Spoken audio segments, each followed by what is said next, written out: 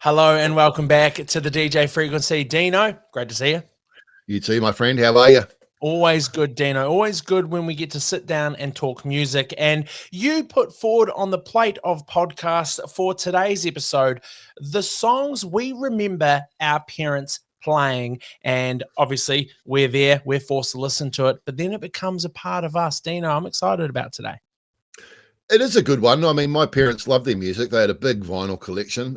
My dad was sort of in the entertainment industry, so we used to have a few gatherings at our house late at night, and yeah, it was. I remember it well. Well, I've got my first song that I remember. This song reminds me of my mum. Going back to 2002, so I don't even know how old I was. I would have been 5 or 6. Nora Jones, Don't Know Why.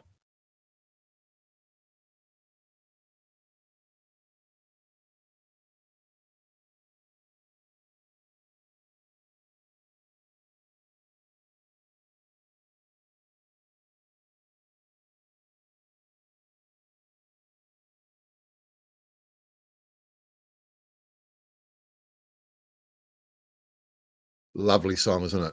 Lovely. Calm in a noisy world. After decades of loud rock and pop, Nora Jones arrived with something a little bit disarming, a bit more gentle. Her smooth vocals, jazzy phrasing, and that understandable piano that would just come through, and it was just a nice breath of fresh airs for 2000s radio. Why it works? Well, it stuck. It won 3 Grammys, including Record of the Year. It reminded everyone to emotionally just kind of be honest with yourself, and emotional singing never goes out of style. I Don't Know Why is timeless because it sounds like a conversation between a heart and a soul over morning tea. Goodness gracious. Your mum's a very refined lady then, obviously. Well, she would like to believe so, but this song used to get smashed on, I think we had it on tape, or it was definitely CD. I remember my mum getting so upset because her CD was scratched, and she got me to bike down to the Video Easy, and they had like a disc cleaning kit, and you could pay $5 and they would clean your discs. And she made me go down because she's like, "You've scratched it because you took out my CD." I think it was fine. And then I learned how to download music off LimeWire and FrostWire and all those good websites that we had, and I made her a Nora Jones mix many years later. But Nora Jones was always on, and that's why it's on my list. Wasn't it funny how people were like that about CDs? And what we learned later was you could scratch them as much as you like, and they pretty much worked anyway. Yeah, exactly. We were very precious about our CDs and looking after them in the very beginning. I remember that well. Have those little like cases and stuff, like, don't take it out, don't take my CD out, no, and then you realize actually these are just, I don't even think it mattered, right? Like the encryption was deeper, like was a deeper layer or something on the CD. But I think so. Yeah, something like that. I haven't used a CD in years. Me either. I've got a collection out the back of some of my favorite stuff that I've sort of never given up. But it's pretty small now. I think I've got about 20 or 30 out there. Yeah. When would you listen to them? Never, but they're nice to have. Exactly. Well, my first one is a song that probably everybody knows, I would think. I remember my dad playing it on his guitar, and I remember him rocking. We had the album in the collection as well. The Doobie Brothers, Listen to the Music.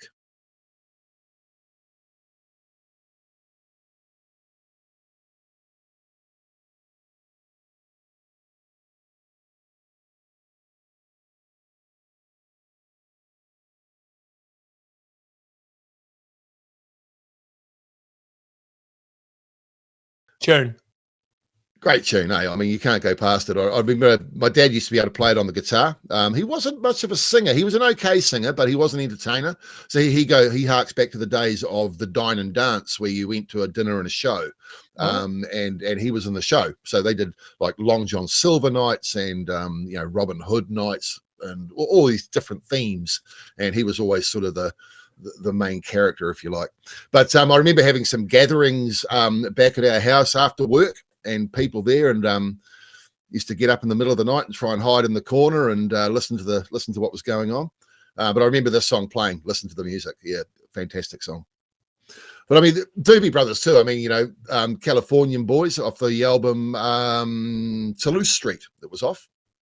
But it was really driven by acoustic guitars. And one thing about the Doobie Brothers that people might not realize is they had two drummers, dual drummers, and that's really what they were kind of their little point of difference, if you like. And two drummers that played exactly the same thing. So really interesting. That's different. Mm. And it was their producer Ted Templeman had the idea to using two drummers, and it's just been a hallmark of their sound now for years. Dino, you'll know this. Is that normal, or is that quite an odd thing to do in bands? Two drummers. Oh, two drummers like that with two drum kits. Yeah, it's very unique. It does give a different sound, though. It gives a much sort of fuller sound, I guess. It's not uncommon to have a drummer with percussionists, that might be doing some bongos and some other sort of percussion instruments. But yeah, very, very unique to have two separate drummers.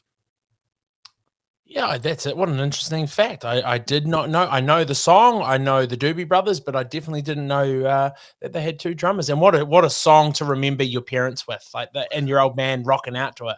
Yeah. And only ever reached number 11 in the Hot 100. Never got the top 10, believe it or not. Song that still definitely gets chucked on from time to time. It's a shed party song. It's probably still on some radios. I haven't heard that on my show for a while, but it's a good pick. I like it. Thank you, my man. Dino, this song again, another song that will be known. You know the song 1976. It needs no introduction. The Eagles, Hotel California.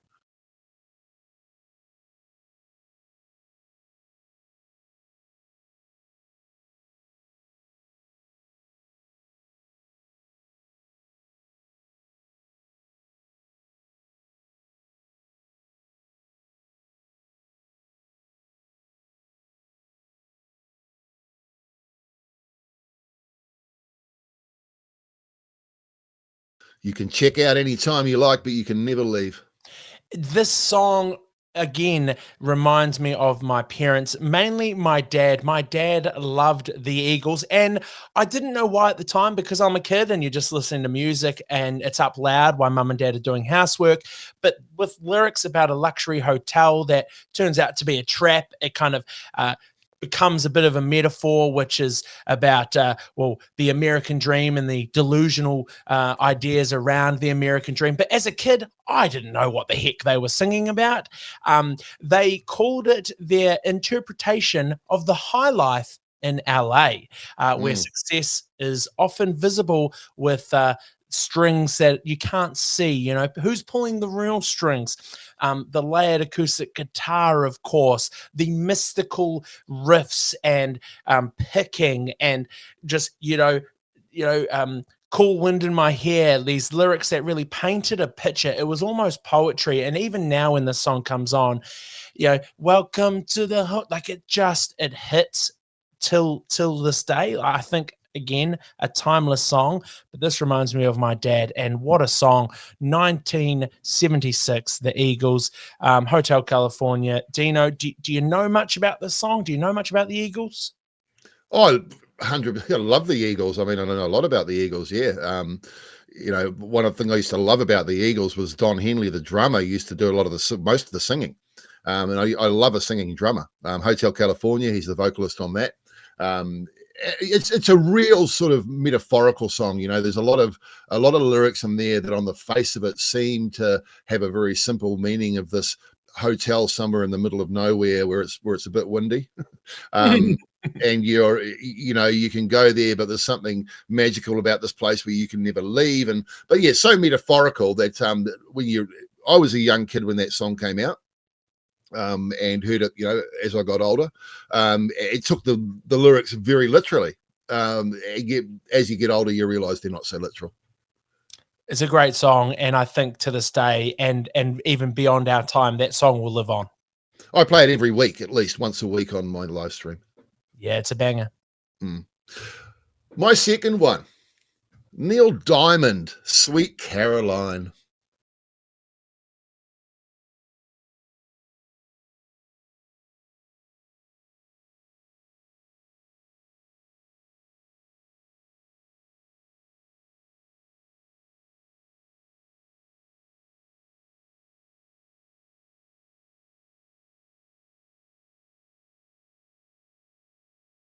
So good, so good. Not so much for its iconic sort of pub rock kind of anthem status, more because of an album called Hot August Night, Neil Diamond.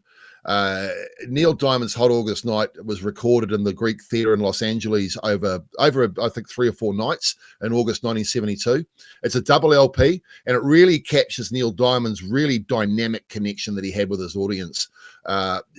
Featured songs. I sort of picked Sweet Caroline as the best well-known one. Yeah. I remember it was quite different on the Hot August Night album than it was on the studio recording. The energy and emotion in the performances is what really makes the difference. So much energy, and it's captured just incredibly well. It spent 29 years in the charts in Australia, becoming one of the country's best-selling albums of all time. 29 years in I think the top 200 charts. Shit, that is my lifetime. Like that's a long time. I was fascinated by the cover. The cover of Hot August Night was just Neil Diamond in this really rock and roll kind of look where he's covered in sweat. He's got the microphone in his hand, and he's got this look on his face that just says, I'm delivering it right now. Yo. Very, very powerful cover. And so was that a song that you would hear your parents play quite frequently, or was that My dad used to play the album a lot back to back, Yeah. and weekends and stuff like that. I remember, and I remember playing it after school when he wasn't there and stuff too, you know. So, but we were always, if I would pick a side that I wanted to hear, the whole side. I wasn't picking it up and changing songs. I was listening to a whole side. which we've talked about before, the magic in playing a whole record through or a whole Spotify playlist or an album, because it just does the justice of the whole body of work. Especially when it's a live album like that too, because you're immersed in that live experience, and to be jumping around songs doesn't make sense because it takes away from the whole delivery of the show that he was trying to put together for you. Yeah, we might have to talk about that on another episode, because there's definitely albums out there where you can just pick a song and go from there. But there are a lot of albums where you have to do it justice by running through track 1 to track 20 or whatever it may be. Mm-hmm. Absolutely, we will. Dino, a song that I remember my parents and my parents' friends just vibing out to. A good next door neighbor. They were we called them cousins. They weren't no blood relation, but they were basically cousins, like a lot of people in New Zealand. Everyone's a cousin, an auntie, or an uncle. And Yep. so our cousins, they lived down the road. And my uncle, Alistair, he was a audiophile. Like, I'm talking to the point where he would spend so much money on these speaker systems, the point to where he would have to tell everyone who came over, hey kids, you can't touch this. You can come close, you can look at it, but you can't touch it. There was one that had a light bulb on it. There was a fuse. I don't even remember the company that made it, but it was worth a lot of money. And this song, 1979, Freddie Mercury, Queen, Don't Stop Me Now.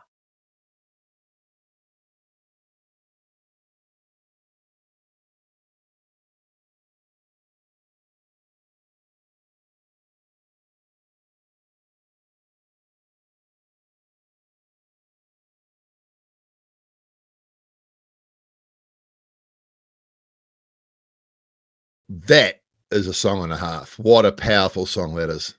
I don't know much about the song other than what we've talked about, the legendary Queen and, of course, Freddie Mercury. But this wasn't really one of their massive hits at release. But now it's one of Queen's most streamed and beloved songs, thanks to movies like Shaun of the Dead and countless party playlists on Spotify.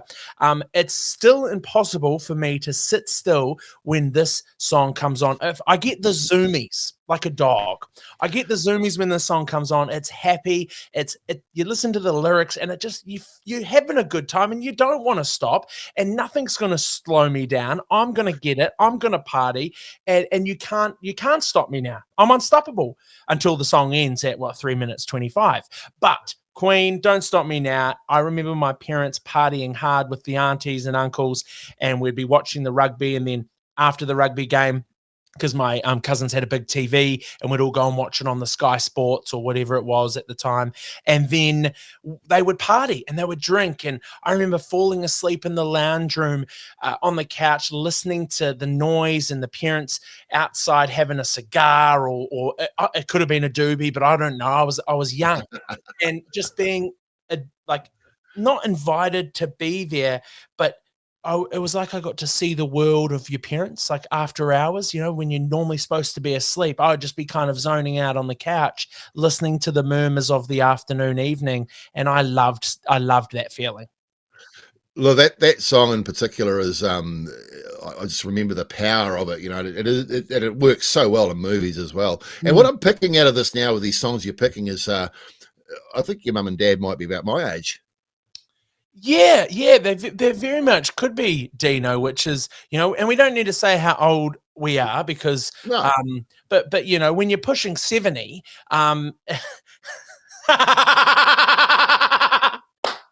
if you're It's watching this, only you'll know. because I like the tone of our podcast that I won't flip the bird at you right now. I don't mind I'm 56 years old. I don't mind saying that. I'm very proud of it. So my parents are a bit older than that. My mum just turned 70 and my dad is, I think he's 62. Oh, gotcha. Okay, they're a bit older than me. Yeah, that would have. Yeah, I guess people have babies at different ages and things, but They do. Yes, I was the third. I was the last one. So right, gotcha. so my older sister. I've got an older sister and an older brother, and I'm the baby. There you go. That makes sense. But still, similar taste in music, I think, by the sound of it. The next one for me, one that really does remind me of my dad. He had 4 or 5 of these guys' albums. They were a UK band formed in the late 50s, well known, originally the backing band for Cliff Richard. Originally called themselves the Drifters, changed their name in 1950 or 1960 to the Shadows. And I remember this song, Apache.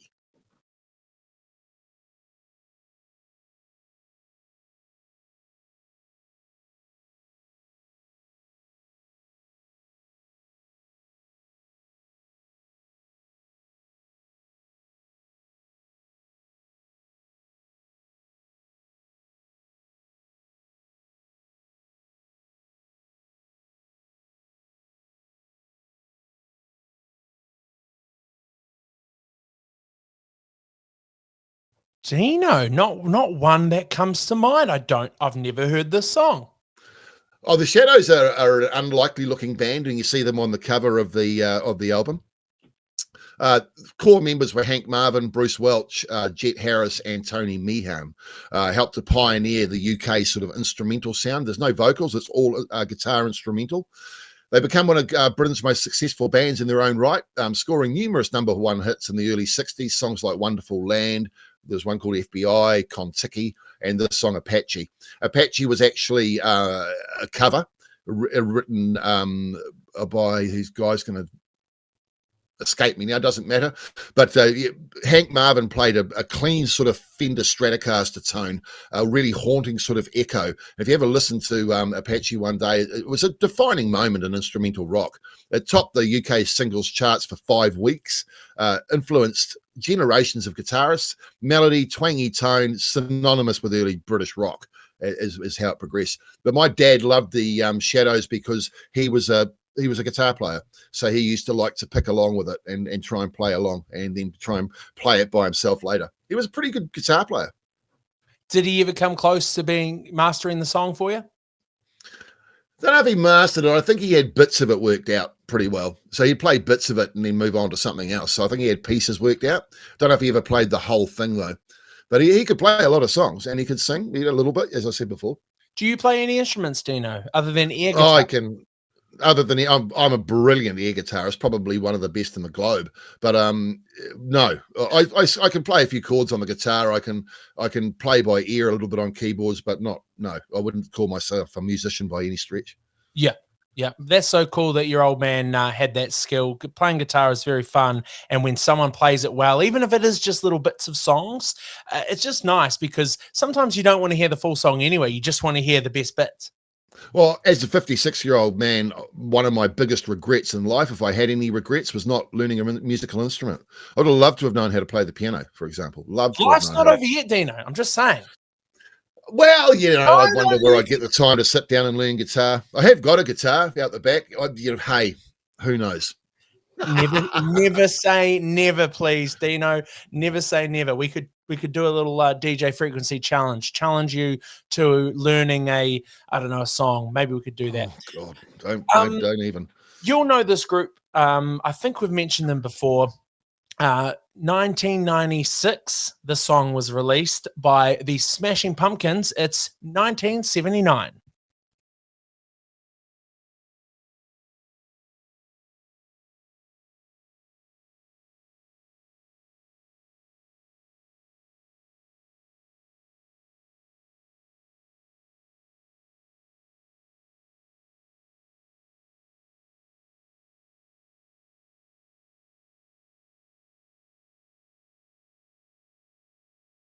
Your parents were rocking, bro.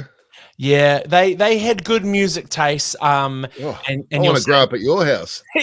yeah, yeah, exactly. It was really fun, and I think what I liked about growing up with my family is other than the love, and we were given everything that they could afford. I know Mm. they wanted to give us more, but we had lots of love, and we always had lots of music around, and we were allowed to express ourselves with music. And obviously, me, I love my hip hop, I love my dance music, and it was so accepted by mum and dad, all the music we liked, but we had to kind of go through the process of learning their music. Why this song is important, I loved the name, the Smashing Pumpkins. I just thought when Dad would say, "Oh, I'm going to put on some of the Pumpkins or some Smashing Pumpkins," and I just thought it was so interesting. And I don't know what album it was, but I remember we had a CD and it had a cool graphic on it, and it was the Smashing Pumpkins album. I don't know which one, but I remember looking through the CDs, and it was my job to make sure they were all in order. And this one just kind of, it had a bit of everything, a bit of melancholy, a bit of sadness, but it kind of was heavy enough to cut through. It's still played on radio to this day. Like, this song will play once a week on the breakfast show. Mm. It's a tune. The Smashing Pumpkins, again, I don't know much about them, but I know that when I hear the Smashing Pumpkins or see it, I think of my dad. And I think that's why music is so important to us, because when they're dead and gone, we will always have memories when it comes to our parents. And it's nice. It's nice to be able to connect with these memories again. So, yeah, Smashing Pumpkins, 1979. Yeah, what a tune right in the middle of that big grunge explosion that we're talking about, the Smashing Pumpkins. So we're right in amongst it. Anyway, my next one. Oh, I mean, a song that everybody's going to know again. My parents had a lot of Beatles albums in amongst their collection.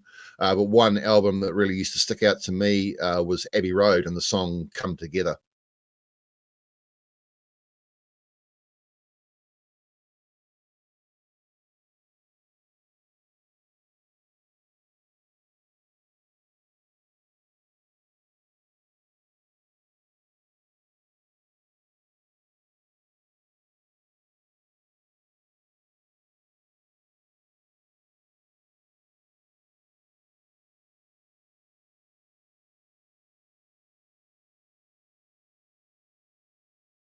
Instantly makes you feel good. Oh, it does. I mean, it was originally written, I don't know if you know, it was originally written for a political campaign. For a guy by the name of Timothy Leary, a politician. And then Lennon reworked it into a sort of moody, cryptic kind of surreal imagery, kind of, I don't know, ghostly sort of song. It opens Abbey Road, and that's the Beatles' very last album, of course. Abbey Road, the last album they recorded. It's built on Paul McCartney's big fluid bass line, that dum, dum, dum, very deep, and Ringo Starr's really minimal sort of groove in behind, a very tight but a very minimal sort of groove. The song, it's got a smoky sort of bluesy feel, and the whispered vocals, I guess, in parts, and the really odd sort of collage of lyrics, I guess you could say, that creates a real mood and a real vibe. Uh, the Come Together was the Beatles' last chart-topping single, reaching #1 in the US, #4 in the UK. And it's often sort of cited as a precursor to the funk rock sort of sound of the 1970s. and sort of kicking off that kind of feel. I just remember the song being played late at night at our house. I remember it being played during the day. I remember playing it myself. First song, side one. You always listen to it. Great song. And that feeling of the song, it is whimsical. It makes you feel a certain way. I think it was used on an ad in New Zealand when I was younger. Probably was. I doesn't come to mind for me. I'm sorry. Yeah, that sparks my brain. But also now, not to tell us in the comments. Tell us in the comments if you know. Yes, tell us, of course, tell us in the comments. Dino, I recently saw a little kind of tidbit on Reddit. I was going down the musical rabbit holes, and this is just all rumors. The rumor was that the Beatles would frequently orgy together. And I don't know, because now you're telling me about the political side of the song and where it stems from, but someone in the comments said, oh, listening to the song Come Together makes a whole lot more sense. And I kind of thought, hold on, like who from the Beatles, which member is, leaking the fact that these guys all were in orgies together at one stage? But then I'm like, it kind of makes sense. They were rock stars. They had anyone they wanted. Maybe they were coming together. Apparently, we're going for listening minutes through controversy, are we? But I'm just saying. I've heard so many different conspiracy theories and different rumors about the Beatles, different things over the years, but I have never ever heard that one. It's probably just I could be proven completely wrong. Maybe it is something I just don't know about. But there's the old Paul McCartney's dead thing. There's John Lennon's still alive thing. Anyway. It sounds like a rabbit hole for a whole series of podcasts. Yeah, music conspiracies, and I already have another one about Marilyn Manson that I'm sure we could dive down, but we'll say that for another episode, and I know you know it too. Dino, the number one song that I had to pick, and these go in no order, but this one's definitely the number one. Dire Straits, Sultans of Swing.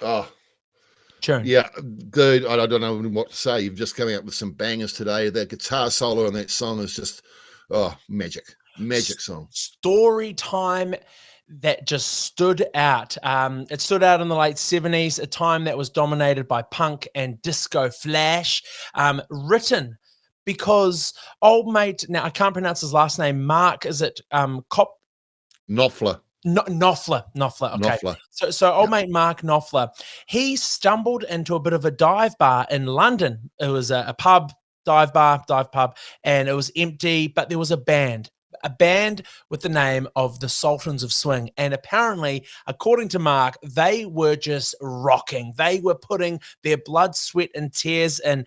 And he was inspired by the irony and the charm of that, because real musicians play regardless if it's a million people or one person in the pub. They were playing for the pure love of it, and it became the breakout hit. It just redefined what was cool guitar playing, and it sounded and it proved that it didn't need distortion. It didn't need to be a certain way.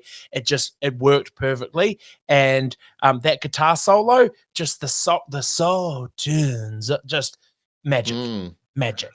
Yeah, awesome lyrics, great hook. I don't know where you start with Sultans of Swing. It's just such a good song. I can listen to it over and over. I know it word for word. Probably sing it all right too, I think. a three, two. No, I don't think so.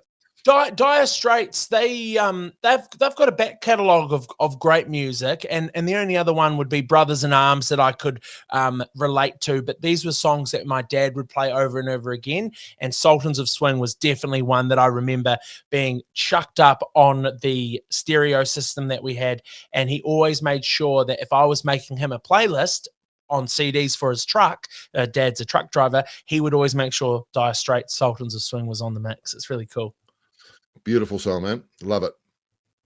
Which brings me down to my last one, and it was a little ditty that I used to love because the TV show was being repeated on TV when I was a kid.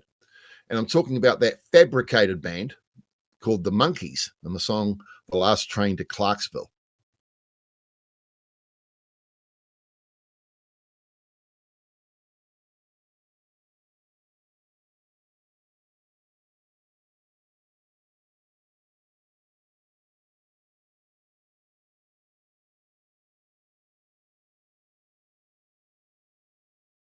I know the Monkees. I don't know this song. Well, Last Train to Clarksville is an interesting one. The Monkees, formed in 1965 for a TV show about a fictional pop band inspired by the Beatles' Hard Day's Night. Mickey Dolenz, Davy Jones, Mike Nesmith, and Peter Tork really became really quick real-life stars. And initially controlled by producers and studio musicians, they fought for creative independence and eventually wrote and performed their own material. So their debut single that they released in 1966 was written by Tommy Boyce and Bobby Hart. It was an old classic, catchy pop rock tune they tuned it into, Last Train to Clarksville. It had a hidden anti-war message. It tells the story of a man catching a train to meet his lover before setting off to saying goodbye to his wife and setting off to war, basically. Subtle reflection on the Vietnam War. It's got jangly guitars, really sort of upbeat tempo and harmonies. I didn't understand, and it really captures that sort of, that British invasion sort of sound. It captures that brilliantly. Hit number 1 on the Billboard Hot 100. It really set the Monkees on their huge sort of rise through the mid-late 60s. Clarksville's not a real place. It was just chosen. The name was chosen because it fit the song. Coincidentally, though, there is a Clarksville in Clarksville, Tennessee, but it wasn't named after that. The fact that they started so they were obviously actors formed for a TV show. They did, and I think there's a couple of them that didn't even play an instrument, had to learn how to play instruments. None of them were singers. They were just, picked to front a TV show with other musicians playing in the studio for their show. Completely controlled by producers and all that, but basically they got away. They wanted creative control. They knew they had something. They wanted to do something with it, so that's what they did. That is so cool. Like that's it's almost like history repeats itself, because I feel like this has happened before. We've had shows that had these Disney Channel were notorious for creating their young actors and actresses who were just playing a character, and then they become, what Hannah Montana was, Miley Cyrus, Hilary Duff did it. She was Lizzie McGuire. It's wild because I didn't know that. So it's like, it makes sense. History just repeats. It does, of course it does. And it's like, there's nothing new about American Idol and those sorts of things. I mean, we were doing talent quests for years. People talk about those shows like Britain's Got Talent and American Idol and all these shows like they were brilliantly new at the time. And I thought, it's just a talent quest with a new name. Yeah. It's the same shit we've been doing for years. We've been doing it for a long time, people. Don't overthink it. Dino, what a fantastic episode and a topic to talk on. And I think for you listening at home, it's a nice reminder to go through your playlists, scroll through your Spotifys and wherever you keep your music, and look at those songs that remind you of your parents. I think it's nice to go down memory lane, because these songs will never die. They will forever live on. Oh, you come up with some bangers today, mate, and it was great to talk about it, and always nice because it brings back those sort of homely memories of when you were a kid, right? It's always nice. Nostalgia is magic. Well, until next week, Dino, I'll see you when I see you, wherever you're listening from. Make sure you follow us on Spotify. Make sure you follow us on Instagram, iHeartRadio, or wherever your podcasting listening happens. Until then, Dino, I'll see you when I see you. Which will hopefully be next week, if not before. Much love, everybody. Peace out.